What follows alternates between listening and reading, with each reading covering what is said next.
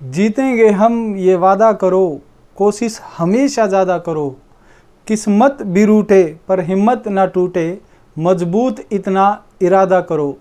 नमस्कार साथियों, मैं राजीव बिरमान आपका स्वागत करता हूं आपके अपने YouTube channel Rajiv maths tutorial पर। और इस हौसले और इस जज्बे के साथ जितने भी बच्चे मेरे साथ जुड़े हैं, आज उनके लिए हम लेकर आए हैं बहुत प्यारा कॉन्सेप्ट जिसका नाम है product of n consecutive numbers must be divisible by n factorial.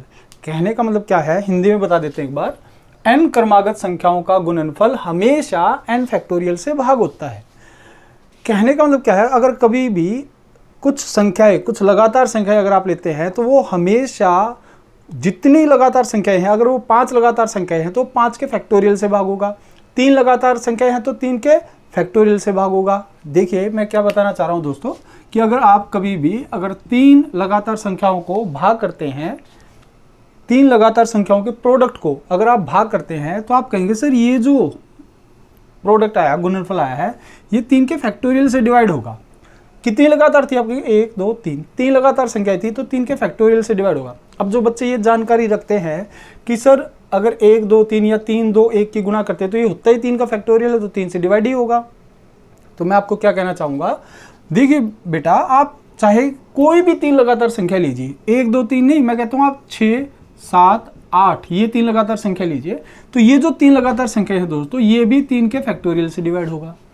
आप 11 12 13, आप 19 20 21, कोई भी 3 लगातार आपका जो दिल करे वो 3 लगातार संख्या लीजिए, वो संख्याएं हमेशा 3 के फैक्टोरियल से डिवाइड होगी ही होगी। ये मैं आपको बताना चाह रहा हूँ। अच्छा, अगर कोई कहता है सर 4 संख्या ले ले, तो जैसे मैंने लिया भाई 31 32 33 34, अगर ये 4 संख्याएं हम लेते हैं तो ये सदैव किससे डिवाइड होगा? तो आप कहेंगे सर ये 4 के फैक्टोरियल से डिवाइड होगा। अगर ये 4 लगातार संख्याएं हैं तो 4 के फैक्टोरियल से डिवाइड होगा। मतलब product of n consecutive numbers, अगर n लगातार संख्या है, लगातार संख्या यहाँ मेरे कहने का मतलब है जिनके बीच कितने कितने का गैप हो, एक एक का गैप हो, एक एक के गैप पर आने वाले जितने भी नेचुरल नंबर होते हैं, संख्याएं होती हैं, नेचुरल नंबर या फिर कैसे भी नंबर हो सकते हैं, लेकिन एक एक के गैप पर वो हमेशा दोस्तों किससे भाग होंगे? अगर n लगातार हैं तो n के फैक्टोरियल से डिवाइड होंगे, अगर 3 लगातार हैं तो 3 के फैक्टोरियल से, अगर 4 लगातार है तो 4 के फैक्टोरियल से, अगर 5 लगातार है तो 5 के फैक्टोरियल से डिवाइड होंगे। अब जिन बच्चों को इस बात से परेशानी है कि सिर्फ फैक्टोरियल क्या है, ये तो हमें समझ ही नहीं आ रहा, कहीं ऐसा तो नहीं है 3 से ही भागो, नहीं, मैं 3 से भाग नहीं, 3 के फैक्टोरियल से भाग कह रहा हूँ दोस्तों। देखिए ये भी साइन आपका दोस्तों फैक्टोरियल का है और ये भी साइन आपका फैक्टोरियल का है, इसे कहते हैं फैक्टोरियल। फैक्टोरियल ये मैं पहले भी बता चुका हूँ, एक बार फिर से डिस्कस कर लेते हैं। अब हिंदी मीडियम के बच्चे कहेंगे सर हिंदी में भी बता दो थोड़ा बहुत, तो इसे हिंदी में कहेंगे क्रम गुणित। क्या कहेंगे? क्रम गुणित। तो क्रम गुणित हिंदी में बोलेंगे। अब ये जो साइन है आपके दोस्तों, अगर कोई बच्चा ऐसे लिखता है, जैसे मैंने कहा भाई ये क्या है, ये आपका फैक्टोरियल 2, मतलब इसको रीड करने का तरीका, अगर कोई इस तरह से लिखेगा तो इसको रीड करेंगे फैक्टोरियल 2, अगर कोई इसको ऐसे लिखेगा तो इसको रीड करेंगे 2 फैक्टोरियल। ठीक है, जहां पर भी फैक्टोरियल आप लगाएंगे उसको वहीं पर रीड करेंगे, आगे लगाएंगे तो फैक्टोरियल 2, पीछे लगाएंगे तो 2 फैक्टोरियल। अच्छा, ये होता है, इस बात का मतलब क्या है? क्रम गुणित हिंदी में साफ पता चला आपको, क्रम से गुणा करना संख्याओं की। तो आप कहेंगे सर अगर कोई 1 फैक्टोरियल लिखता है तो इस बात का मतलब होगा 1, अगर कोई 2 फैक्टोरियल लेता है तो इस बात का होगा 2 से 1 की गुणा, क्रम से गुणा। अगर 3 फैक्टोरियल लिखता है तो 3 गुणा 2 गुणा 1। अब बहुत सारे बच्चे कहेंगे सर उल्टा लिखा, सीधा लिख ले। अरे आप किसी भी तरह से लिखे 1 2 3 3 2 1 आएगा तो सेम ही, बस स्टैंडर्ड जो फॉर्म होती है इसको उसकी वो डिक्रीजिंग ऑर्डर में होती है। 4 फैक्टोरियल क्या होगा? आप कहेंगे sir 4 into 3 into 2 into 1। 5 factorial क्या होगा दोस्तों? 5 इंटू, आप कहेंगे सर 5 गुणे 4 गुणा 3 गुणा 2 गुणा 1, तो 4 गुणा 3 गुणा 2 गुणा 1 को मैं 4 फैक्टोरियल भी लिख सकता हूँ, है ना, ये आ जाएगा। अब अगर आप कहें कि सर 1 फैक्टोरियल 1 होता है, 2 फैक्टोरियल क्या आएगा? 2 ही आएगा। 3 फैक्टोरियल क्या होगा दोस्तों? 3 दूनी 6 होगा, 4 फैक्टोरियल मतलब 24 होगा, 5 फैक्टोरियल मतलब 24 पंजे 120 होगा। तो ये कहानी होती है आपके फैक्टोरियल की। अच्छा, 0 फैक्टोरियल क्या होगा दोस्तों? 0 फैक्टोरियल, तो 0 फैक्टोरियल आपका एक ही होता है, उसको 0 काउंट नहीं करना आप। क्यों होता है वो हम जब फैक्टोरियल के बारे में पढ़ेंगे तो वहाँ पर अच्छे से आपको डिस्कस इस बारे पर करेंगे, इस बात पर डिस्कस करेंगे कि क्यों होता है। वैसे मैं बता भी चुका हूँ पहले क्यों होता है। तो 0 फैक्टोरियल 1 होता है, 1 फैक्टोरियल भी 1 होता है, और ये बाकी आपके फैक्टोरियल आप देख सकते हैं। तो कोई अगर ये कहता है कि ये संख्या 3 फैक्टोरियल से डिवाइड है, तो आप ये ना कहें कि 3 फैक्टोरियल मतलब सर 3 होता है। 3 फैक्टोरियल क्या होता है दोस्तों? 6 होता है। 4 फैक्टोरियल 24 होता है। ठीक है, मैं उम्मीद करता हूँ ये इतनी बातें आपको समझ में आ गई होगी। अगर मान लो कल को आपसे ये सवाल कोई करता है, कोई ये सवाल आपसे कर ले दोस्तों कि n, मैंने इतना ये जो ताम झाम है ये आपको इतना क्यों बताया है? आप कहेंगे सर ये तो हम देख कर भी बता सकते हैं कि ये नंबर जो है गुणा हुआ है, जो ये किससे भाग होगा, देख कर बता सकते हैं। लेकिन ऐसे सवाल आएंगे भी तो नहीं दोस्तों। अगर कोई ऐसे गुणा करके देगा और आपको डायरेक्ट ऑप्शन में देगा कि ये नंबर बताओ इसको डिवाइड करेगा नहीं करेगा, तो फिर तो कोई भी डिवाइड करके चेक कर लेगा। तो जब भी आपका सवाल आएगा तो वेरिएबल की टर्म्स और फॉर्म में आएगा। जैसे मैंने कहा भाई n, n+1, n+2, n+3 and n+4, आपको ये बताना है ये हमेशा किससे भाग होगा। अगर आपसे कोई ये सवाल करता है दोस्तों तो बताइए आप ये किससे भाग होगा। आप कहेंगे सर ये n है। अगर कोई यहाँ पर ये भी लिख कर देगा कि where n belongs to natural number, कि जो n है वो आपके नेचुरल नंबर है, प्राकृतिक संख्या है, तो आप कहेंगे सर अच्छा इसका मतलब ये जो संख्या है ये इससे एक बड़ी है, ये इससे एक बड़ी है, मतलब इसमें 1 का गैप है, इसमें भी 1 का गैप है, इसमें भी 1 का गैप है और इसमें भी 1 का गैप है। तो क्या मैं ये कह सकता हूँ कि ये 5 लगातार संख्या है? आप कहेंगे सर बिल्कुल। तो 5 लगातार संख्याओं के प्रोडक्ट को कभी भी अगर आप भाग करेंगे तो वो 5 के फैक्टोरियल से जरूर डिवाइड होगा। ये इस सवाल का उत्तर है। तो 5 फैक्टोरियल का मतलब 5 नहीं होता, 5 फैक्टोरियल का मतलब क्या हो जाएगा दोस्तों? 120। मैं उम्मीद करता हूँ आपको ये सारी बातें समझ में आई होंगी। चलिए फिर पहले सवाल के साथ हम शुरुआत करते हैं। आप वीडियो में बने रहें, आप वीडियो को स्टार्टिंग से एंड तक जरूर देखें दोस्तों। बहुत मेहनत से आपके लिए कंटेंट तैयार किया जाता है। तो ऐसा नहीं है होगा कभी भी कि आपको कॉन्सेप्ट ना मिले या सिर्फ ट्रिक मिले, या सिर्फ ट्रिक मिले कॉन्सेप्ट ना मिले। आपको दोनों तरह से हम यहाँ पर कॉन्सेप्ट और ट्रिक से आपको जितने भी सवाल होंगे समझाएंगे। दूसरी बात, आप ये उम्मीद मेरे से बिल्कुल ना लगाएं कि आप यहाँ पर आए और आपको सर ऐसे सवाल कराएं कि बस ये चलो ये कराया आगे चलो, ट्रिक कराई आगे चलो, हर सवाल के लिए अलग ट्रिक, हर सवाल के लिए अलग ट्रिक। ऐसा नहीं होगा। कॉन्सेप्ट आपको ज़रूर समझाया जाएगा और फिर उसके साथ जो ट्रिक भी बताई जाएंगी दोस्तों वो हमेशा कॉन्सेप्चुअली होंगी। ऐसा नहीं होगी कि हर सवाल के लिए अलग ट्रिक। ऐसी ट्रिक हो जो सभी सवालों में लगे तो ठीक है। अगर हर सवाल के लिए अलग अलग ट्रिक बनाएंगे तो ना तो आपको याद रहेगा और उससे आपका जो आता है, आपको जो आपका कॉन्सेप्ट बिल्ड होता है वो भी कहीं ना कहीं आपका ख़त्म हो जाता है। चलिए फिर सवालों को शुरू से शुरू करते हैं। तो पहला सवाल इस प्रकार है दोस्तों, n+1 n+2 is always divisible by which of the following number where n belongs to natural number. कि n+1 ये जो व्यंजक है ये हमेशा किससे भाग होगा? यदि जहां पर n जो है वो आपका प्राकृतिक संख्या है, 1 2 3 4 ऐसी संख्या है, पॉजिटिव इंटीजर। ये आपका सीजीएल मेंस 2015। मैं कहता हूँ ये कोई ऐसा एग्जाम नहीं जो इस सवाल ने ठगा नहीं। कहने का मतलब क्या है, ये हर एग्जाम में तकरीबन हर बोर्ड ने सेम सवाल आपका पूछा। ये इतनी बार आया हुआ सवाल आपके एग्जाम्स में, तो आप इस सवाल को जरूर ध्यान से देखिएगा। देखिए दोस्तों, अभी मैंने आपको कॉन्सेप्ट समझाया कि आप मुझे बस ये बताओ कहीं ऐसा तो नहीं है लगातार है। आप कहेंगे सर n+1 n+2, अरे वाह ये तो मौजी होगी, ये 1 का गैप, ये भी 1 का गैप, मतलब ये जो संख्या इससे एक बड़ी, ये इससे एक बड़ी, इसका मतलब ये 3 लगातार संख्या है दोस्तों। अगर ये 3 लगातार संख्या है तो ये हमेशा किससे डिवाइड होगी? ये 3 से भाग होगी। किससे भाग होगी दोस्त? 3 से भाग होगी। अगर 3 के फैक्टोरियल से भाग होगी। तो आप कहेंगे सर 3 का फैक्टोरियल क्या होता है? 3 गुना 2 गुना 1, मतलब क्या होता है? 6। 6 इस सवाल का सही उत्तर है। क्या हम इस सवाल को ऐसे ही कर सकते हैं? बिल्कुल नहीं। दूसरा तरीका भी हमारा क्या, वैल्यू पुटिंग। कैसे? देखिए, अगर कोई कहता है ये नेचुरल नंबर है तो आप नेचुरल नंबर पुट करें 1। तो अगर एक नेचुरल नंबर यहाँ पर लगाते हैं तो आप कहेंगे सर 1 आ गया, ये इससे एक बड़ी है 2, ये इससे एक बड़ी है 3, तो कितना आ गया? 6। तो 6 को कौन सी संख्या यहाँ भाग करेगी? तो आप कहेंगे सर 6 करेगी, 3 करेगी, लेकिन 5 नहीं करेगी, 7 नहीं करेगी। तो इसका मतलब इन दोनों में सिर्फ मेरे 2 ही ऑप्शन रह गए। चलिए फिर अगर आप n 2 लगाते हैं दोस्तों तो आप कहेंगे सर 2 3 4, तो 2 3 4 की गुणा करेंगे तो ये कितना आएगा? 6 चौक 24। 24 को कौन भाग करेगा? आप कहेंगे 6 भी करेगा, 3 भी करेगा। वैसे तो मैक्सिमम 2 वैल्यू रखने पर हमारा उत्तर आ ही जाता है, लेकिन अगर फिर भी ऐसा रहता कि हमारे अब भी 2 ऐसे ऑप्शन बन रहे हैं जो कहीं ना कहीं सवाल के उत्तर हो सकते हैं, तो आप एक बार और ट्राई कीजिए। तो आप कहेंगे सर n की 3 रख लें तो यह आ जाएगा 3 गुना 4 गुना 5, तो कितना हो जाएगा? 12 पंजे 60। तो ये कहीं ना कहीं अब भी 3 और 6 दोनों से ही कट रहे हैं। तो अगर ऐसा बार बार हो रहा है दोस्तों तो हम इसमें जो भी मैक्सिमम नंबर होगा उस सवाल का उत्तर कहेंगे। तो इस मतलब इस सवाल का जो आंसर आएगा वो 6, क्योंकि 6 से भी तो कट ही रहा है ना। 6 से ऐसा तो है नहीं कि 6 से ये कटता नहीं है, सिर्फ 3 से कट जाएगा कहीं ना कहीं जाके। तो बहुत सारे बच्चों के मन में ये डाउट हो सकता है कि कहीं ऐसा तो नहीं है सर, कभी ऐसा नंबर रखें यहाँ पर n का मान और ये कहीं जाके 6 से ना कटे, 3 से कट जाए। तो इसीलिए आपको कॉन्सेप्ट बताए जाते हैं दोस्तों, कि कॉन्सेप्ट से आपको एक ही बार में बिल्कुल क्लियर होगा कि हाँ यही इस सवाल का आंसर है। चलिए फिर क्वेश्चन नंबर 2 पर चलते हैं। अगला सवाल इस प्रकार है, देखिए, the largest number that exactly divides each number of the form n³ - n, वह सबसे बड़ी संख्या बताया हमें जो इस तरह की फॉर्म को, इस तरह की रूप वाली संख्याओं को भाग करती है, और n जो है आपका प्राकृत संख्या, नेचुरल नंबर है।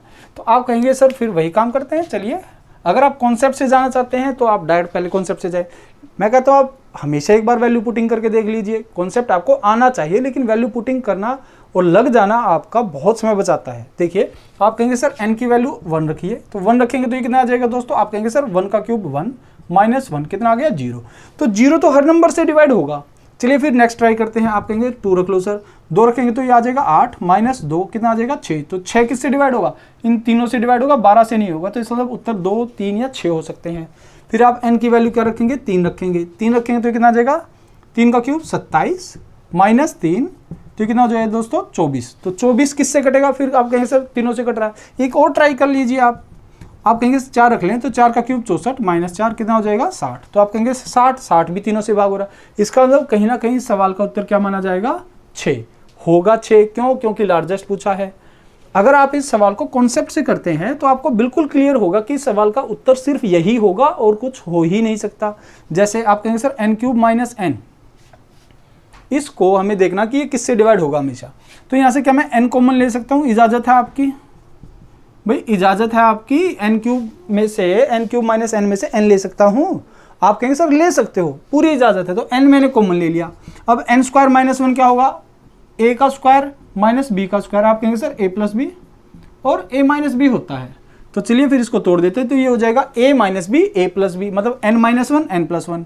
तो क्या मैं n - 1 को आगे ले सकता हूँ n, और n + 1 को बाद में लिख लें? तो कोई फर्क पड़े? आप कहें नहीं सर 2 3 4 की गुणा करो, 4 3 2 की गुणा करो, सेम ही रहता है गुणा। तो फिर आप कहेंगे सर ध्यान से देखिए, ये तो 1 का गैप आ गया, मतलब n से ये एक छोटा है और ये n से एक बड़ा है, मतलब गैप 1 का, मतलब लगातार संख्याएं हैं।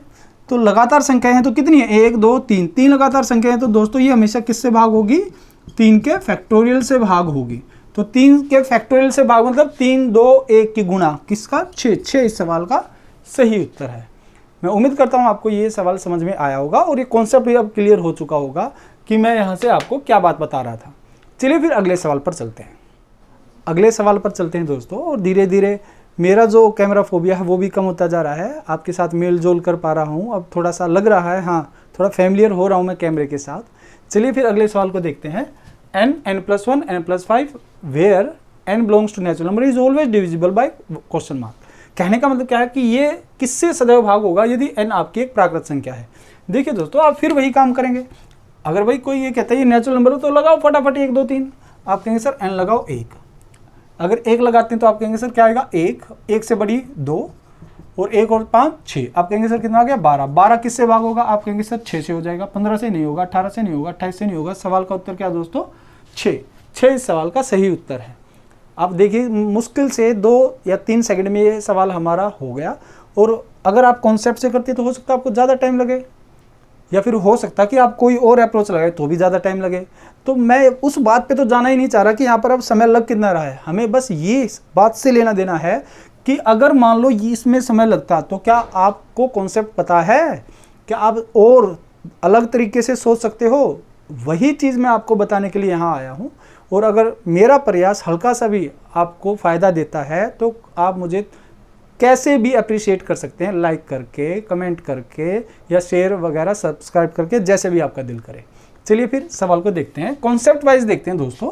अगर मान लो इस सवाल में मुझे वही कॉन्सेप्ट लगाना है तो क्या करेंगे? n, n+1, n+5। ऐसा जरूरी नहीं है कि जब भी इस तरह के सवाल आते हैं तो ये कॉन्सेप्ट लगेगा ही लगेगा, लेकिन अगर इस कॉन्सेप्ट पर सवाल आते हैं तो आप उस सवाल को जरूर सोल्व कर पाएंगे। देखिए भाई, अब मुझे ये पता है कि ये इस संख्या से एक बड़ी है, ये जो है ये इस संख्या से एक बड़ी है। अब अगर इससे एक बड़ी मुझे चाहिए तो n+2 चाहिए। तो आप कहेंगे सर इसको n+2 में तोड़ लो, n+1। तो आप कहेंगे सर n+2 + 3 ऐसे लिख सकता हूँ। आएगा तो n+5 ही। आप कहें सर बिल्कुल ठीक है। अब मैं क्या करता हूँ, यहाँ से ये जो n+2 है इसके साथ इस कंप्लीट नंबर की मल्टीप्लाई करता हूँ, क्योंकि आप ऐसे कह सकते हैं ना सर, ये मान लो कोई नंबर है और अंदर लिखा है y+z, तो x की एक बार y के साथ मल्टीप्लाई होगी और x की एक बार प्लस x की एक बार z के साथ मल्टीप्लाई होगी। तो आप कहेंगे सर इस नंबर की मैं इस n+2 के साथ अगर मल्टीप्लाई करना चाहता हूँ इसके साथ, तो ये आएगा n+1 n+2, लेकिन सिर्फ इतना ही। आप कहेंगे नहीं सर प्लस अब इस नंबर की 3 से भी मल्टीप्लाई करनी है, तो 3 से गुणा करेंगे तो क्या आएगा दोस्तों, 3n+1। अब यहां से आप कहेंगे सर ये 3 लगातार संख्या है, एक बड़ी, तो ये जो एक्सप्रेशन है आपका ये किससे भाग होगा, ये आपका भाग होगा 3 फैक्टोरियल से डिवाइड होगा। और ये जो है दोस्तों ये किससे भाग होगा, आप कहेंगे सर ये ध्यान से देखिए 3 से तो डिवाइड होगा, किससे डिवाइड है, 3 से। क्या किसी और से भी डिवाइड है, भाई 3 से तो डिवाइड है, ये 3 से भाग है, क्या किसी और से भाग है। आप कहेंगे सर इस नंबर और इस नंबर में कितना गैप है, 1 का गैप है, तो ये 2 लगातार संख्याएं होगी और 2 लगातार संख्या किससे भाग होंगी, 2 के फैक्टोरियल से। तो इंटू, क्योंकि ये इंटू है तो दोस्तों इंटू ही करना पड़ेगा, ये प्लस है तो यहाँ प्लस करना पड़ेगा।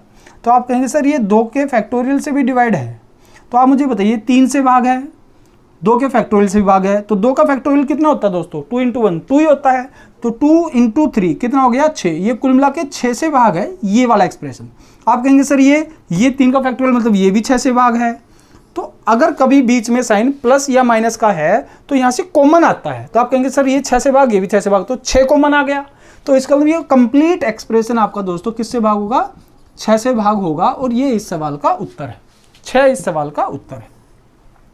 अगर यहाँ गुणा होता, मल्टीप्लाई होता, तो आप कहते हैं सर 6 से ये भाग है, 6 से ये भाग है, तो गुणा है तो 6 × 6 36 से पूरा भाग होगा।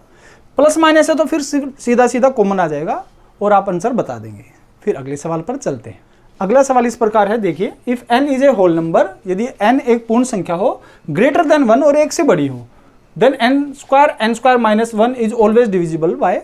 तो आपसे पूछा गया है तो n² - 1 हमेशा किससे भाग होगा। देखिए दोस्तों सबसे पहला काम हमारा वही है कि हम n को कोई ना कोई वैल्यू पुट करके देख लेते हैं। ऐसे सवालों में आप लगा सकते हो, अक्सर हमारे उत्तर आ जाते हैं। कहीं कहीं कोई दाव पेच ऐसा हो जाता है जो हमारा नहीं लग पाता, कोई नहीं, हम उसको कॉन्सेप्ट से भी कर लेंगे। फिर आप कहेंगे सर n क्या ले सकते हैं, तो n एक होल नंबर है। होल नंबर कौन से होते हैं दोस्तों, 0 1 2 3 4 है ना, 0 से स्टार्ट होने वाले। तो आप कहेंगे सर इसमें 1 से बड़ा लेना है, तो मतलब 0 1 नहीं ले सकते, तो आप 2 लेंगे, 2 ले लीजिए। अगर 2 लेंगे दोस्तों तो यहाँ पर इस वाले रिजल्ट में यहाँ लिख देते हैं n² - 1, तो आपको यहाँ लगाना, तो ये आ जाएगा 2 का स्क्वायर 4, 2 का स्क्वायर 4 -1, तो ये आ गया 4 × 3 कितना आ गया दोस्तों, 12। तो 12 को भाग करने वाली संख्या कौन सी है, आप कहेंगे सर 8 नहीं, 10 नहीं, 16 नहीं, 12 इस सवाल का सही उत्तर है। तो उम्मीद करता हूँ आपको ये वाली बात तो समझ में आ गई होगी। चलिए फिर आप इस सवाल को कॉन्सेप्ट से भी समझ लेते हैं। कॉन्सेप्ट से समझना बहुत ज़रूरी है। जो बच्चे ये सोचते हैं कि नहीं हम तो चलो सर ट्रिक से समझा और चलो, अब बार बार लग रहा है तो फिर चलो चलते हैं, हम अपना ज़्यादा समय इसमें खर्च नहीं करेंगे। तो मैं आपको एक बात बता दूँ, हो सकता है कि आपका यहाँ पर समय खर्च हो जाए, हो सकता है कि आपको ये बात ज़्यादा इरिटेट करे, आप यहाँ से सवाल को ख़त्म करके 2 सेकंड में जा सकते हैं। लेकिन जब बड़े बड़े सवाल आपके आते हैं, जो बहुत अच्छे सवाल आपके आते हैं, या छोटे सवाल भी जब आपके आते हैं, या छोटे बड़े से मेरा कहने का मतलब जिन सवालों में कॉन्सेप्ट आपका जो बच्चा समझता है वो तो कर पाएगा, जो नहीं समझता उसके लिए वो सवाल बड़ा हो जाएगा, जो सवाल समझता है उसके लिए छोटा हो जाएगा। तो कॉन्सेप्चुअली अगर आप स्ट्रोंग है तो आपको किसी भी तरह का सवाल नया सवाल बना के दे, जरूरी नहीं है कि हर बार इसी फॉर्मेट में दे, हो सकता है किसी दूसरे फॉर्मेट में दे दे, तो जिसका कॉन्सेप्ट क्लियर होगा वो हर तरीके से कर पाएगा। लेकिन ट्रिक वाले सिर्फ ट्रिक में उलझे रहेंगे और उनका हो सकता है कि 1-2 सवाल खराब होने से पूरा एग्जाम ही खराब हो जाए। तो इसलिए बच्चों हमेशा दोनों तरह से स्ट्रोंग बने। अगर आप ट्रिक से सीख रहे हैं तो आप कहें हमें कॉन्सेप्ट से भी सवाल को खत्म करके दिखाएं। चलिए फिर सवाल को कॉन्सेप्ट से देखते हैं। आप कहते हैं सर n² - 1, तो मैं इस बात को कैसे लिख सकता हूँ, आप कहेंगे सर n² - 1 को लिख सकते हैं n-1 n+1, और ये 2 बार n है, n × n, तो आप कहेंगे सर n-1 इस वाली बात को n+1, और एक n यहाँ आ जाएगा और एक n यहाँ ले लेते हैं, तो आप कहेंगे सर इससे ये बन जाएगा और n × n n², हम इस तरह से तोड़ सकते हैं। तो आप ध्यान से देखिए, ये 1 का गैप, ये 1 का गैप, तो मैं ये कह सकता हूँ कि ये जो 3 टर्म है, ये पहली 3 टर्म लगातार है, 3 लगातार टर्म है, तो ये किससे भाग होगा दोस्तों, 3 के फैक्टोरियल से भाग होगा। अब बच गया सिर्फ क्या n बच गया। तो आप कहेंगे सर 3 का फैक्टोरियल क्या होता है 6, तो मतलब ये जो हिस्सा है ये 6 से भाग होता है। अब मुझे सिर्फ ये देखना कि ये किससे भाग होगा। तो आप कहेंगे सर अगर हम n को, यदि मैं n को क्या लेता हूं दोस्तों, if n is even number, अगर n क्या है एक सम संख्या है दोस्तों, सम संख्या, तो आप मुझे बताइए अगर सम संख्या होगी 2 4 6 अगर 8 ऐसे के लेंगे तो कम से कम 2 से तो भाग होगी। तो ये 2 से भाग होगी, तो आप कहेंगे सर बीच में गुणा का साइन है तो गुणा करेंगे तो 6 गुणा 2, तो आप कहेंगे सर 12 से भाग होगी, 6 दूनी 12, 12 से भाग होगी। लेकिन अगर कोई बच्चा ये कहता है देन जो नंबर होगा n स्क्वायर माइनस 1 ये भाग होगा दोस्तों किससे, 12 से। अगर n क्या है एक इवन नंबर है तो ये रिजल्ट 12 से भाग होगा। लेकिन अगर मैं n क्या ले लेता हूँ, ओड ले लेता हूँ, ओड मतलब दोस्तों विषम संख्या। अगर मैं विषम संख्या ले लेता हूँ तो आप कहेंगे सर ये विषम हो गई, ये विषम हो गई, ओड हो गई। अब आप मुझे बताइए अगर ओड में से ओड नंबर माइनस करेंगे तो ओड माइनस ओड या ओड प्लस ओड हमेशा इवन होता है, ये मैं पहले बहुत बार बता चुका हूँ। अब कोई भी ओड नंबर ले लीजिए, अगर आप 3 लेते हैं तो 3 में से गया 2, 3 + 1 4, तो ओड में घटाएं ओड नंबर, ओड में जोड़े ओड नंबर, तो हमेशा दोस्तों वो इवन नंबर ही आता है, सम संख्या ही आती है। और 3 लगातार अगर कभी नंबर हैं और उनमें 2 इवन नंबर हैं तो समझ लीजिए एक 2 से कटेगा और दूसरा 4 से। मैं क्या बताना चाह रहा हूं, जैसे मान लो आपने 3 नंबर लिए जिसमें 2 इवन नंबर हैं, तो आप कहेंगे सर एक संख्या ऐसी जरूर आएगी जो 4 से कटेगी, जरूर। आप कोई भी ले लीजिए 8 9 10, ये 4 से कटेगा, इसमें ये नहीं कटेगा।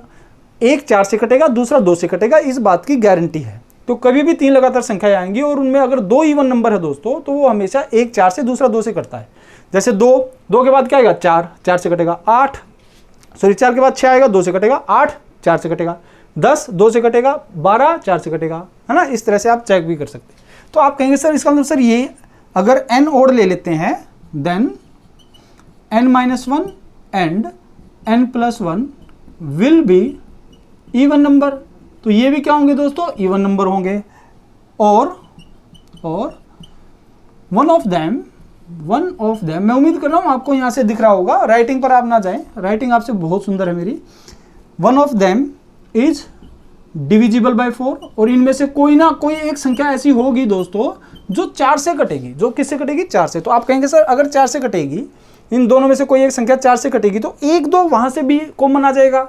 ये तो ओड है, मैं कहता हूं यहां से कोई एक संख्या ऐसी होगी दोस्तों जो 4 से कटेगी, तो उसमें से एक 4 में से एक 2 बाहर आ जाएगा, और 6 पहले ही था तो 6 गुणा 2 12 से संख्या भाग हो जाएगी। इसका मतलब तब भी n स्क्वायर माइनस 1 किससे भाग होगा, 12 से। मतलब आप n इवन लीजिए या ओड लीजिए, दोनों केस में ये जो रिजल्ट है ये आपका कंप्लीट 12 से भाग होता है। इसका मतलब सही सवाल का, इस सवाल का उत्तर क्या होगा, 12 होगा।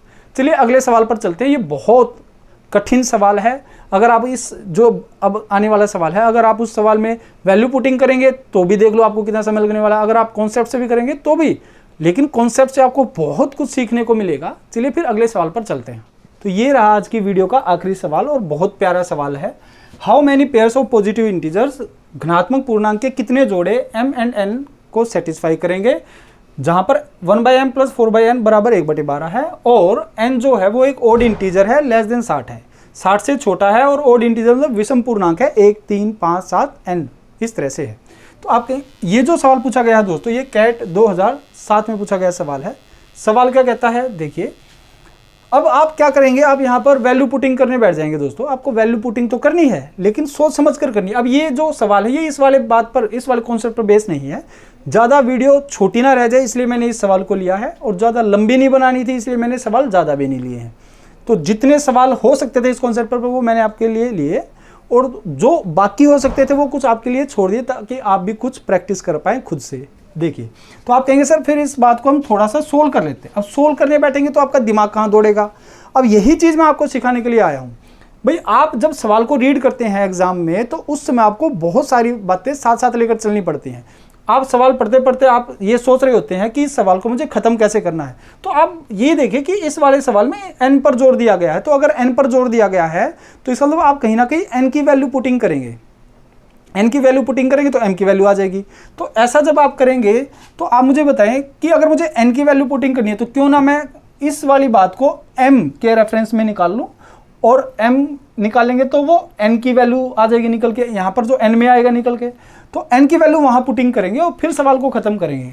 देखिए मैं क्या कहना चाह रहा हूँ, मैं कहता हूँ भाई 1/m प्लस 4/n बराबर कितना है 1/12।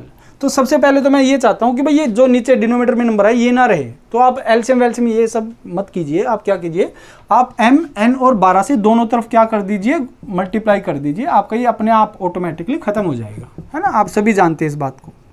तो आप कहेंगे सर इससे इसकी गुणा करेंगे तो कितना आएगा, m कट जाएगा 12n आ जाएगा, प्लस n कट जाएगा तो 12 गुना 4 48m आ जाएगा 40m, ये 12 कट जाएगा कितना आ जाएगा mn।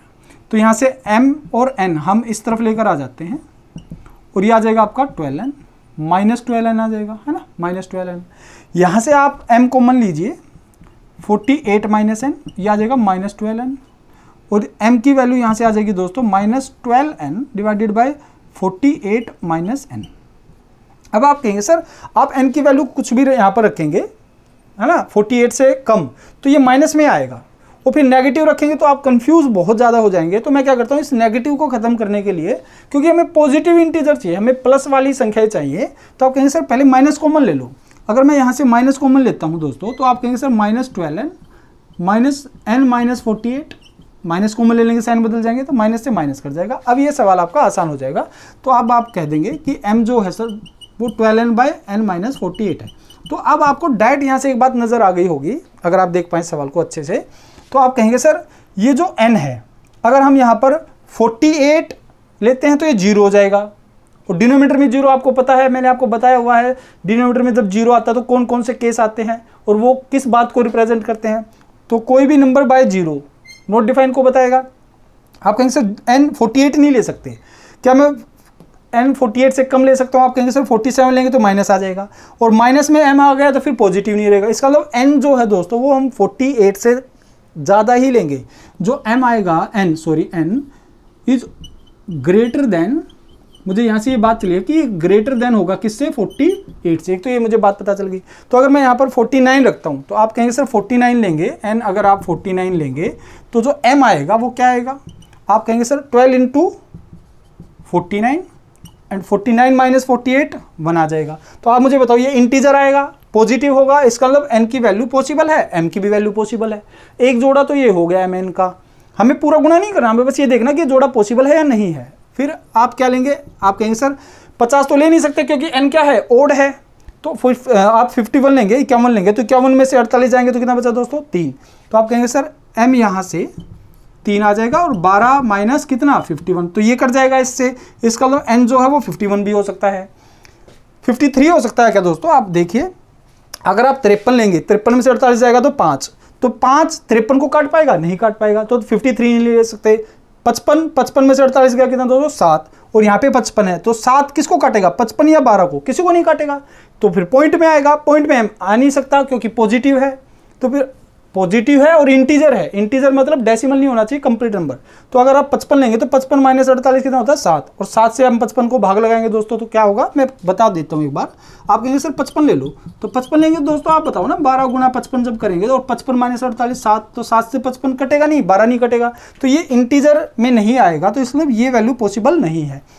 57 ले सकते हैं क्या 57, अगर आप 57 लेंगे तो 57 48 माइनस 9 आ जाएगा, यहाँ पर 9, यहाँ पर 12 और यहाँ पर 57 लिया ना इनको, और यहाँ पर 9, तो 1 3 इसमें से कट जाएगा, 1 3 इसमें से कट जाएगा, तो बिल्कुल ले सकते हैं 57 भी ले सकते हैं, मतलब n हम 57 भी ले सकते हैं, m की वैल्यू इंटीजर आएगी। क्या 59 ले सकता हूँ, 59 लेंगे तो ये 11 आ जाएगा, इनका डिफरेंस 59 और 48 का अंतर 11, और 11 से 59 कटेगा नहीं, 12 कटेगा नहीं, मतलब 59 नहीं ले सकते, और 60 से n बड़ा ले नहीं सकते। इसका मतलब इस सवाल का जो उत्तर होगा वो कितना होगा, या तो 57 या 49 या 51, n की वैल्यू ये होंगी और m की वैल्यू यहाँ से जो आएंगी वो होंगी। तो कितने जोड़े पॉसिबल, 1 2 3, 3 जोड़े इस सवाल का उत्तर होगा, 3 पेयर्स आर पॉसिबल। यही इस सवाल का सही आंसर है, कैट में पूछा गया सवाल है, तो इसका मतलब हलवा तो आपको देगा नहीं बिल्कुल, और हलवा बना जरूर देंगे इसको हम अपने तरीकों से। मैं उम्मीद करता हूँ आपको ये सवाल समझ में आया होगा। तो आज के वीडियो सेशन में इतना ही दोस्तों। अब आने वाले वीडियो सेशन में हम फैक्टोरियल बेस्ड क्वेश्चन लेंगे, जिसमें हम जानेंगे कि किसी प्राइम नंबर की मैक्सिमम पावर क्या हो सकती है, उस किसी भी फैक्टोरियल में लास्ट नॉन डिजिट 0 क्या हो सकती है, या फिर नॉन फैक्टोरियल नंबर्स या सीरीज़ में अगर आपको नंबर ऑफ जीरोज़ निकालनी है तो वो क्या हो सकती हैं। ऐसे वो सारे सवाल जो आप एग्ज़ाम में आए हुए हैं या पूछ सकता है डिविजिबिलिटी बेस पर, हम वो सारे लेंगे और तो आने वाले 2-3 पार्ट में आपका डिविजिबिलिटी खत्म हो जाएगा, फिर हम नए चैप्टर की नए टॉपिक की शुरुआत करेंगे। चलिए फिर आज की वीडियो में इतना ही दोस्तों। आप और हम ऐसे ही हंसते मुस्कुराते रहें, आपका हमारा प्यार सदैव ऐसे ही बरकरार रहे, उसके लिए धन्यवाद। नमस्कार।